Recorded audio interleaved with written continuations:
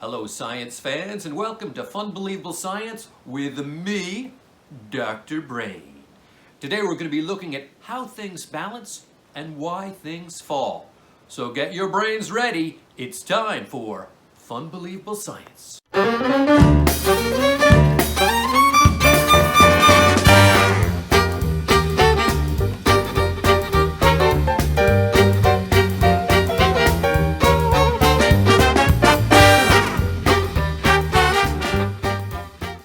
When looking to balance something, there are three things to consider. The length of the object, how large is its base, and the shape. First, let's take a look at the length. The longer something is, the easier it is to balance. This has to do with the center of gravity. What is the center of gravity? That is usually in the center of an object. So you can see this balloon. I've marked the center here, and I've also marked the center in this pencil. The way to balance an object is to keep the center over your hand, but as you can see with a pencil, it's too short for me to correct underneath it, and the pencil falls every time. The longer something is, the easier it is to balance. As you can see here, I've marked the center of gravity, and there's a good deal of space between it and my hand, allowing me enough time to correct the center of gravity and keep the balloon balanced.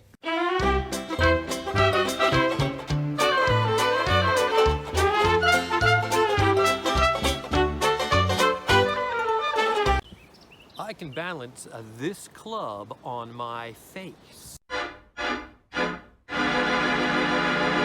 So the longer something is, the easier it is to balance. If that's true, how many glasses of water do you think I'll be able to balance on top of this club? Take your guess now.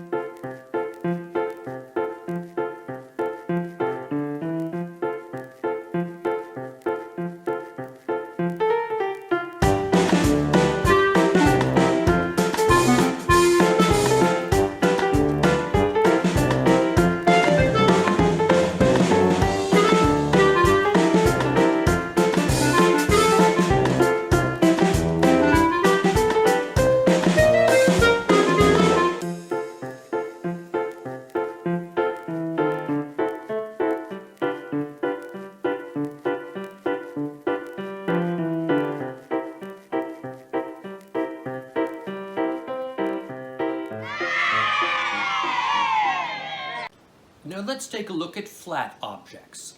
The center of gravity is very easy to find in a flat object. I've taken this piece of cardboard and drawn from corner to corner so that you can see exactly where the center is. This should be the point of balance. Let's see if it works.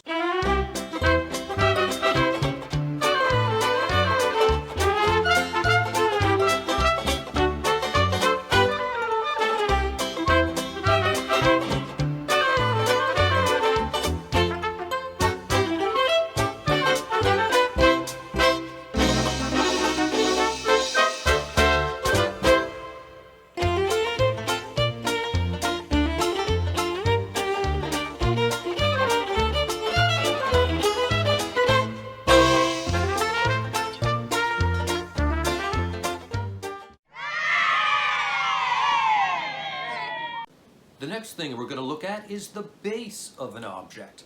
The base of an object is basically the bottom of an object. The wider it is, the more balance that object has. Look at a traffic cone. See how wide the bottom is? Even when it's tipped over mostly to its side, it still will maintain its balance. Whereas something with a narrow base is much easier to tip over.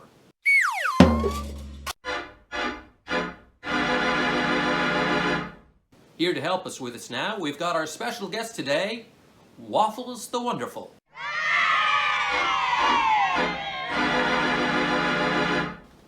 So if I were to try to push Waffles over, just for an experiment of course, it'd be much harder to do if she put her feet apart.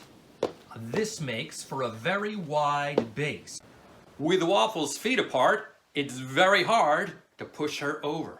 Try as I might, I can't budge Waffles the Wonderful.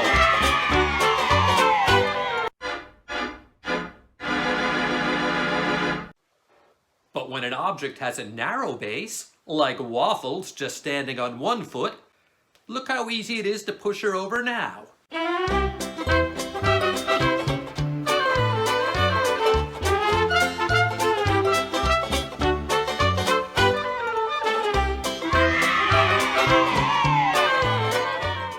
Let's see how the center of gravity affects our body with an experiment.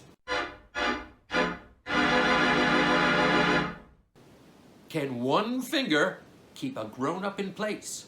You can try this on your mom, dad, aunt, uncle, or nana. As you can see, most of Waffles' weight is in her hips. So when she stands up, she has to lean her hips forward as she stands.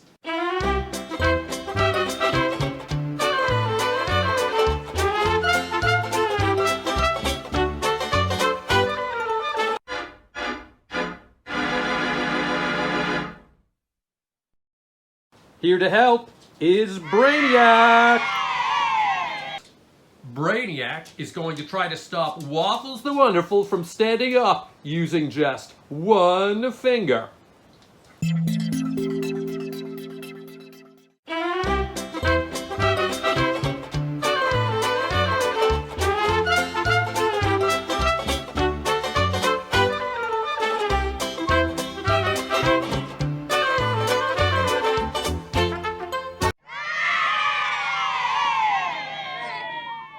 Your moms are gonna love this next experiment. It's time for the men versus women chairlift challenge. Moms, get ready for victory. Dads, you may just taste defeat. To do this, measure your 2 feet against the wall, placing your toe to your heel, to your toe to your heel. Then bend down, put your head against the wall. And then what you have to do is lift the chair up to your chest and then stand up. That's all there is to it.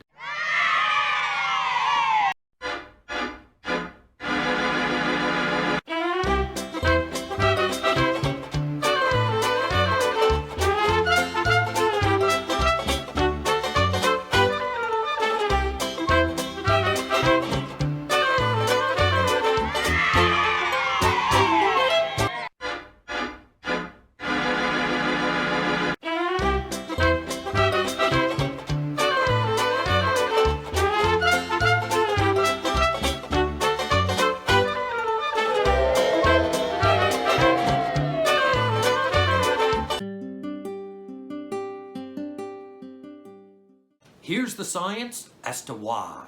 Because women have more weight in their hips, their center of gravity is lower, while men have the center of gravity in their shoulders. That makes men top-heavy and makes this challenge too hard for most. That's it for today. Did your parents take up our challenges?